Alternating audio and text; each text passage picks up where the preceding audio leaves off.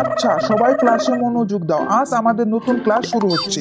তবে আগে আমি জানতে চাই, এখানে এত বয়স্ক ছাত্র কেন? স্যার, আমরা জীবনে অনেক ব্যস্ত ছিলাম, তখন পড়াশোনা করতে পারিনি। এখন সময় পেয়েছি, তাই পড়তে এসেছি। বাহ, এটা দারুণ ব্যাপার, কিন্তু আপনাদেরকে দেখে মনে হচ্ছে আপনি ক্লাসে পড়ার চেয়ে বেশি চায়ের দোকানের গল্প করেন।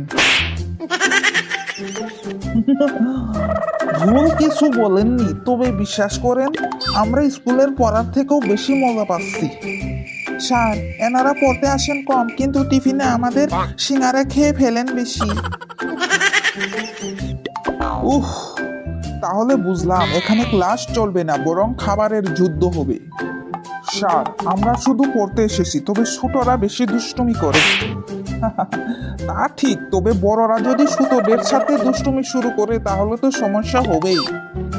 স্যার, আমরা তো আসলে জীবনের অভিজ্ঞতা ভাগ করতে এসেছি। স্যার, ওরা অভিজ্ঞতার নামে আমাদেরকে হোমওয়ার্কের গল্প শোনায়।